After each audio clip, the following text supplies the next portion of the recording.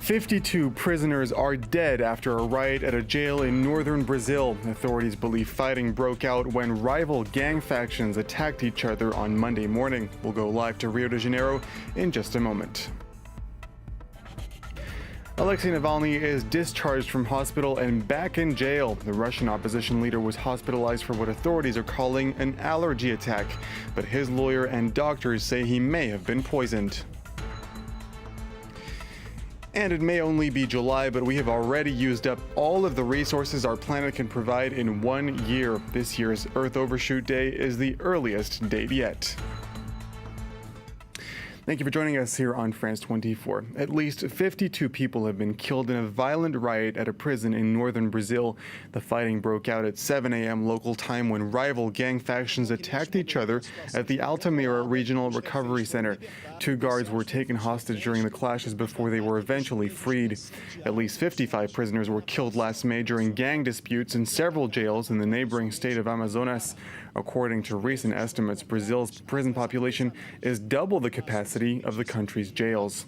For more on this story, let's go live to Rio de Janeiro to speak to Dom Phillips, who is a reporter for The Guardian. Dom, police say an investigation is underway to establish exactly what led to this riot. What do we know so far? What we know so far is that around 7 o'clock this morning, as breakfast was being served, members of the Class A Command Gang, a local drug gang in Altamira, broke out of their own wing and broke into another ring that was being controlled by their rivals, the Red Command, which is a big national drug gang based in Rio. The Red Command has spread all over Brazil and is quite strong in the Amazon region. But this other gang, the Class A Command, is just a local gang. 16 people were decapitated. The rest of them were asphyxiated, according to comments that the state of Parás head of penitentiary system, Jaber Vasconcelos, gave today. And the investigations are going on to find out what exactly caused that. One thing that is notable is that in recent months, the authorities have been able to prevent prison riots because they've been found out about them from tapping the cell phones used by prisoners. And this prison did not have a cell phone blocker. Yeah, and so you were saying that authorities have been trying to crack down on those riots, but they're still not uncommon in Brazilian jails. Why is that? Well, there's a number of reasons. As you mentioned, Brazil's prison population is huge. Prisons are very, very overcrowded. And for decades now, they've been run by a series of really powerful drug gangs. The first one was the First Capital Command from Sao Paulo. There's the Red Command from Rio. And there's another big gang in Amazonas called the Northern Family, the Family of the North. And there was a big riot in 2017 on New Year's Day when 56 people were killed in a jail in Manaus, which is in the neighboring state of Amazonas. And that was blamed on an attack by the Northern Family on the First Capital Command because the Northern Family, which is based in the Amazon, didn't want them controlling lucrative drug routes. A lot of cocaine flows down the Solimões River, which then becomes the River Amazon from Peru and Bolivia, and it goes through Amazonas state, and it then goes through Pará state, where this massacre happened. It either goes to domestic markets in Brazil, which is a huge cocaine market, or it goes to Europe. And so there's a big ongoing dispute for control of this lucrative market. And in the case of Altamira, Altamira was a small town and its population boomed to about 110,000 when a huge hydroelectric plant, a very controversial hydroelectric plant called Bela Vista, was built there. The population boomed. A lot of people who lived in little riverside communities ended up living in rural slums in the city, and that made it a market for violence, for crime, and for drugs. All right, Dom Phillips, correspondent for The Guardian in Rio de Janeiro, providing some very important context on that story. Dom Phillips, thank you very much.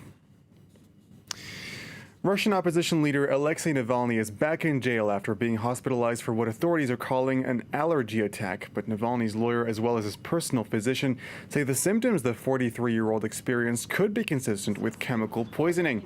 Navalny was jailed for 30 days last week after he called for unauthorized protests, which took place on Saturday. Nearly 1,400 people were detained during those demonstrations. Thomas Waterhouse has the story.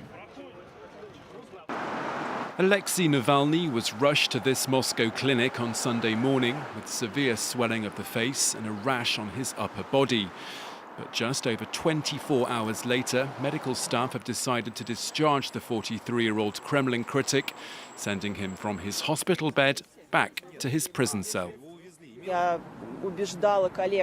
I told my colleagues that he should be left under medical supervision for at least 3 more days, until the test results are ready. But, sadly, on orders from above, he's been escorted by police to the detention centre. Staff at the capital's number 64 hospital say Navalny's life is not in danger, and they decided to release him because his condition had improved overnight. But they say they can't reveal what they suspect has been behind his sudden illness because of patient confidentiality. The lawyer for the opposition figurehead has her own theory. It's poisoning by some kind of unknown chemical substance. What kind, what the source was, what it is, nobody can say at the moment. Navalny's team say they're against the hospital's strange decision to return him to the prison cell, where they believe he was poisoned in the first place. As Navalny continues his 30-day sentence for violating protest laws, his lawyer says she'll appeal to get his jail time cut due to his health problems, while his private doctor has sent samples of his hair and a T-shirt to be tested at an independent laboratory. The Chinese government says Hong Kong should punish unlawful acts after an 8th straight weekend of unrest in the city. Dozens of pro-democracy protesters were arrested on Sunday, with police using tear gas and rubber bullets to disperse the crowds. Beijing also took the opportunity to ramp up its support for Hong Kong's embattled chief executive, Carrie Lam. A smashed-up pavement, broken bricks, and splashes of anti-Beijing graffiti. The cleanup has begun in Hong Kong's Shengwan neighbourhood following an 8th consecutive weekend of clashes between pro-democracy protesters and police.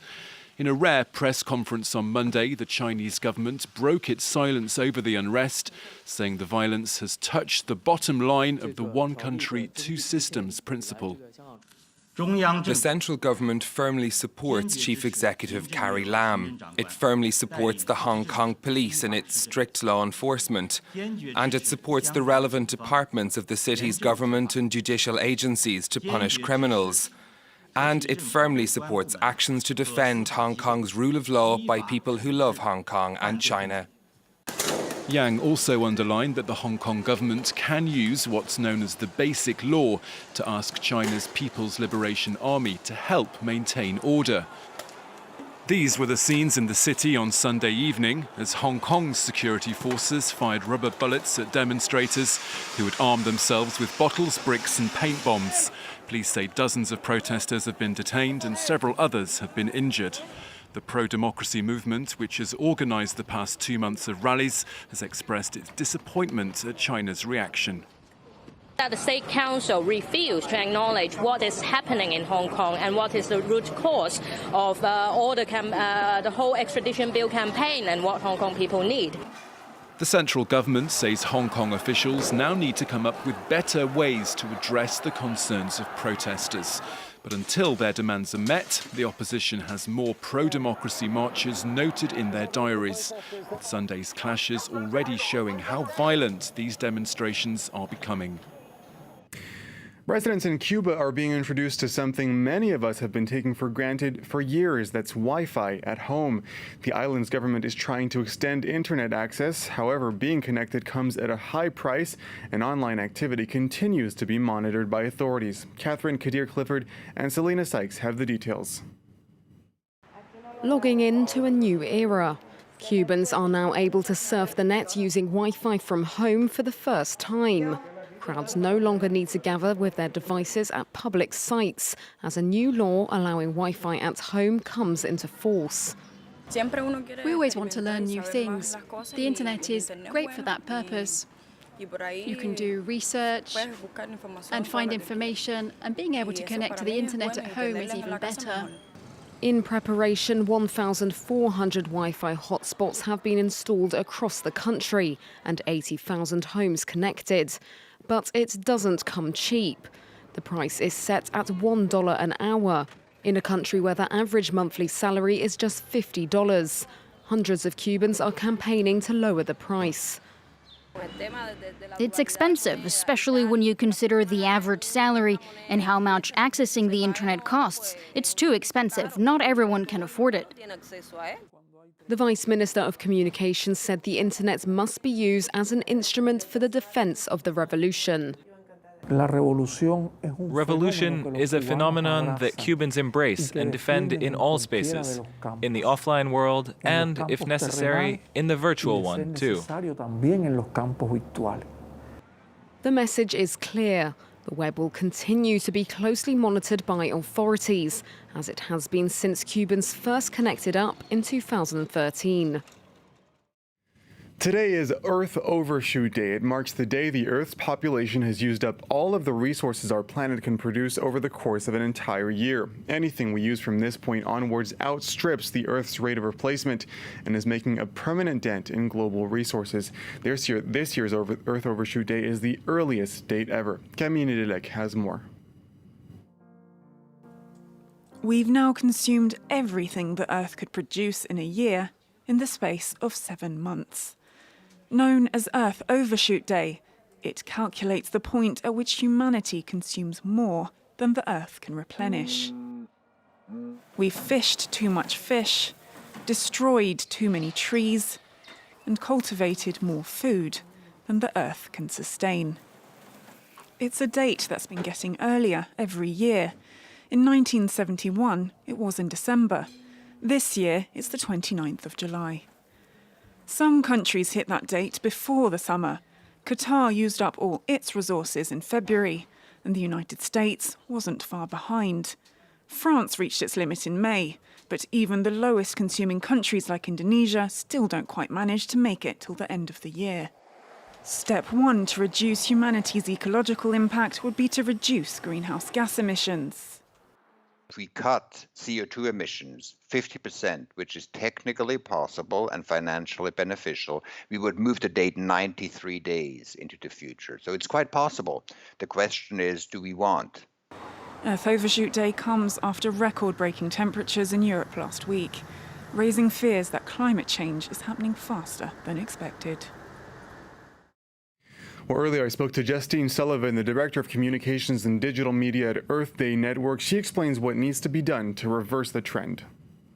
The world is going into a tailspin in terms of climate change, ocean acidification, deforestation, biodiversity loss, but we still have the opportunity to make a difference. If we took, let's take Earth Overshoot Day, for example. In 1970, it was December 29th. Today, it's obviously July 29th. But if we moved that date back 5 days every year, we will be back on the path towards sustainability within 30 years. You were just mentioning how we could maybe change that date. People around the world are becoming more and more aware of the issues that are surrounding, our environment, climate change, and are arguably doing more now than they ever have. And yet, Earth Overshoot Day is happening earlier each year. How is that even possible? Well, it's a big problem. I mean, the issue is we're dealing with a few different players here. Of course, there's individuals who are taking real action into their lives, but what we really need is systemic change.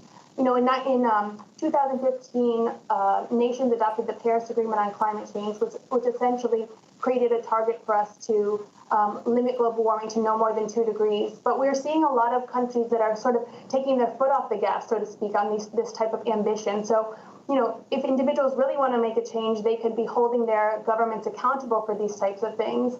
We're seeing global warming really spinning out of control. And it's really on us as individuals, as consumers, as voters, to use our power to help leverage these opportunities to get the real players to be playing the game.